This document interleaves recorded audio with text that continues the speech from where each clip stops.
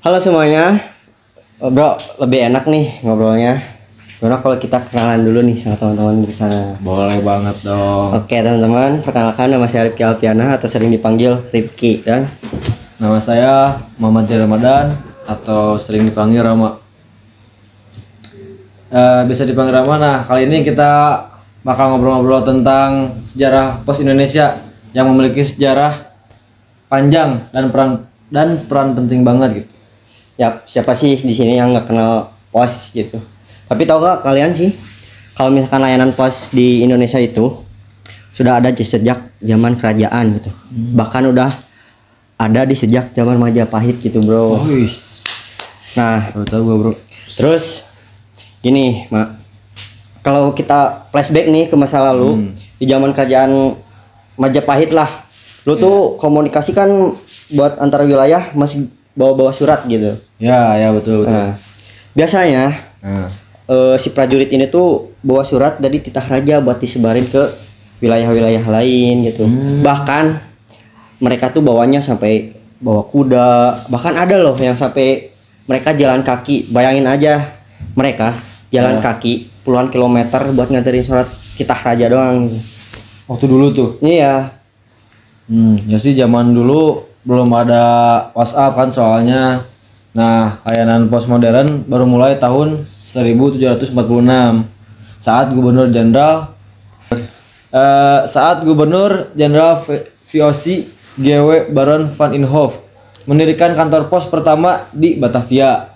Gitu, Bro. Nah, karena kan tujuan tuh waktu itu untuk mengamankan surat-surat antar pegawai di VOC. Jadi biasanya dulu tuh buat mengamankan berkas-berkas lah istilahnya di antara pegawai VOC itu. Jadi dibentuklah pos modern. Tapi dari situ layanan pos makin berkembang, Bro. Dari ke Semarang, Surabaya, Bandung dan kota-kota lainnya. Bahkan zaman Belanda kita juga sudah punya telegraf dan telepon yang dikelola satu lembaga dengan pos. Nama lembaganya tuh PTT. Nah, si PTT itu tuh kayak ngelola telegraf dan telepon di Indonesia gitu pada saat waktu zaman Belanda.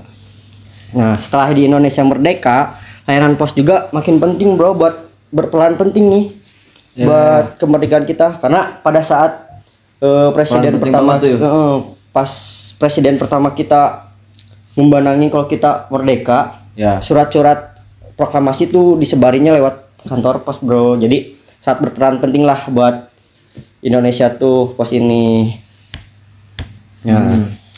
Betul banget sih. Nah, kan pada tahun 1965 layanan pos tuh dipisahkan ya dari telekomunikasi dan berdirilah lembaga khusus bernama Perusahaan Negara Pos dan Giro waktu itu tuh, Bro. Nah, kemudian berubah lagi nih jadi PT Pos Indonesia pada tahun 1995 kalau nggak salah ya. Dan kalau nggak salah waktu itu juga mereka nggak cuman fokus di pengiriman surat, Bro.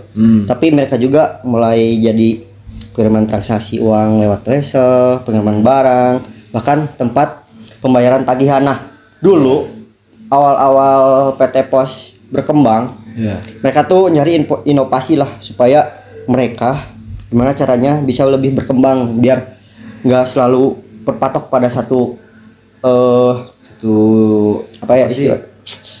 satu masalah itulah. Jadi di sana PT Pos mulai menginovasi, mereka mulai pengiriman barang, bahkan pembayaran juga bisa lewat pos dulu. Kalau sekarang masih bisa gak, Bro, itu? Nah, kalau sekarang masih, bahkan kita masuk ke era digital nih, Ram. Di era digital ini otomatis semua pakai aplikasi online lah. Nah, si PT Pos ini mulai berkembang lagi dari, kan kalau dulu masih manual ya, kita mengirim barang harus nganter ke sana. Tapi kalau misalkan sekarang kita tinggal bisa nih email atau SMS, bahkan WhatsApp juga sekarang udah bisa. Nah, dari sana lah PT Pos ini tuh mulai berkembang lagi. Apalagi sekarang kalau nggak salah tuh PT Pos udah mulai mencakup seluruh Indonesia gitu. Jadi fokuslah di sana. Iya. Ya bener sih, PT Pos tuh mulai bertransformasi nih ya. mereka meluncurkan aplikasi yang bernama Pos Aja. Mungkin untuk warga Ulubian juga tahulah dan familiar dengan aplikasi Pos Aja. Nah, buat kirim barang Postpay. Nah, itu tuh kemarin tuh waktu KKMB ada kan? Ada tuh yang PT Pos Indonesia tuh mulai bertransformasi Ki. Mereka tuh meluncurkan aplikasi yang bernama Pos Aja. Mungkin buat warga Ulubian ya, kalian juga tahulah aplikasi Pos Aja. Nah, buat kirim barang dan Postpay. Kemarin tuh waktu PKKMB kan? Ya. Tahu gak? Ada yang kasih voucher tuh kan? Iya. Kalau yang udah punya Postpay dapat uang 50.000, 1.000 beda-beda lah. Nah, lu dapat gak? Enggak sih kebetulan, karena kemarin tuh baru tahu bro kalau misalkan Pos Indonesia tuh punya aplikasi Pos Aja, makanya belum rezeki aja lah. Sama sih, sama. Mungkin buat teman-teman nanti download aja ya Pos Aja. Nah kan tadi itu bisa transfer ya, itu tuh buat bisa transaksi keuangan digital lah. Iya. Bisa QRIS gak sih itu? Bisa ya. Nah, jangan salah sih, sekarang Pos Indonesia juga udah bermain penting sih di dunia e-commerce. Bahkan ya gak salah misalkan kamu nih bro beli barang, ya. Bisa tuh dikirim paketnya lewat PT Pos ini buat kirim barang ke rumah lu. Ya.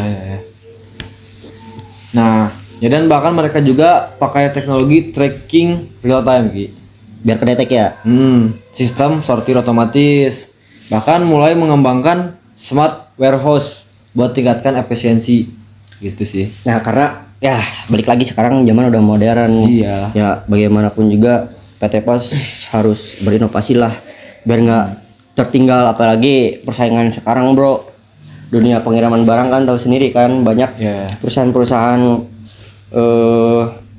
apa ya? Kan ini PT Pos perusahaan milik negara kan ya, BUMN. BUMN ya. Sedangkan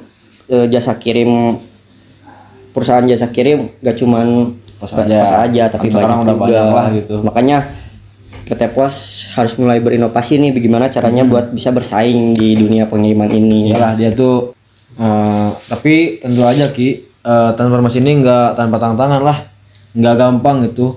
Kan Pos Indonesia juga harus bersaing dengan perusahaan swasta yang agresif dan serba cepat, yang kayak tadi kita omongin tuh. Ya benar banget bro.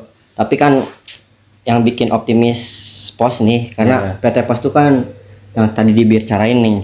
Kalau misalkan PT Pos ini adalah BUMN, jadi milik negara lah. Jadi si PT Pos ini itu punya jaringan yang lebih luas gitu, bahkan ke pelosok desa. Terus aset besar banget buat masa depan.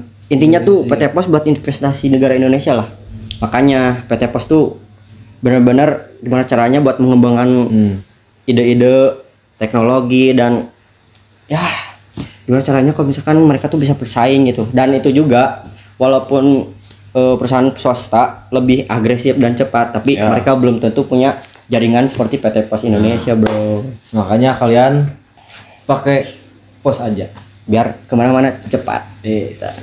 Dan ini ya ke depan kita bisa berharap, dan kedepannya ini kita bisa berharap Pos Indonesia tuh terus adaptif. Mungkin juga bakal pakai drone, kendaraan listrik, atau bahkan robot buat kirim paket. Wah, makin canggih nih. Karena kan drone di luar negeri udah ada tuh yang kirim paket pakai drone. Mereka mulai lebih efektif lah. Nah, itu yang di luar negeri Pos aja bukan? Bukan. Oh, bukan. Iya. Tapi nggak tahu ya itu. Iya sih. Apa? Tapi ya kita harap kedepannya kalau misalkan PT Pos Indonesia layanannya tuh bisa lebih modern lagi, bisa lebih berkembang lah. Ya sih. Terutama di bidang pengiriman yang sekarang makin agresif persaingannya. Makin banyak tuh. Ya. Sekarang yang baru-baru muncul juga ada tuh. Nah, makanya di sini kita sebagai anak muda gitu, yang mungkin kedepannya bisa jadi penerus gitu buat di pelayanan pos. Apalagi kita kan logistician. Ya, logistik harus bisa menyebarkan paket-paket ke seluruh Indonesia. Iya. Nah, logistician tuh kan kita tuh harus bisa memanage waktu, memanage apa lagi Ki? Mengatur rute, distribusi barang. Iya. supply chain. Pokoknya nyari yang cepat tapi murah. Itu dia. Pokoknya yang lebih efektif lah gitu. Dan efisien, bro. Efisien. Nah, kita lanjut ya. Jadi dulu sebelum ulang deh. Ulang boleh.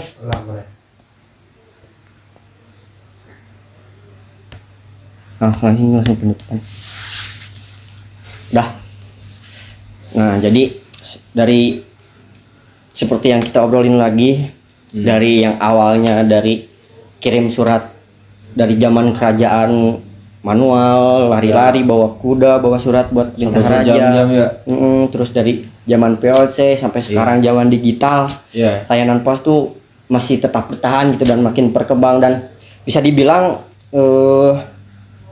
layanan pos ini bisa jadi salah satu sejarah yang masih ada sampai sekarang gitu.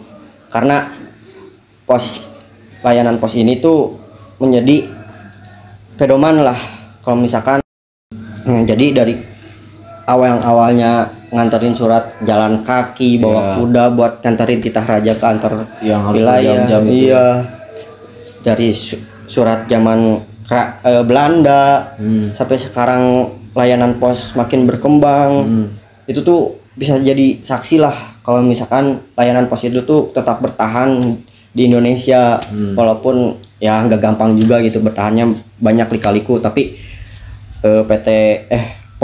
layanan pos ini tuh membuktikan lah kalau misalkan mereka tuh bisa beradaptasi dengan seiring zaman, ya berjalannya waktu lah ya, mengikuti zaman lah. Ya itu dia. Dan yang pastinya Ki, teknologi bukan musuh ya. Ya harus tapi jadi teman. Jadi teman. Kan sekarang udah banyak tuh yang apalah. Kalau bisa diadaptasi dengan baik, justru bisa bikin layanan pos makin relevan dan berguna. Jadi gunakan teknologi sebaik mungkin lah. Iya. Kita tuh jangan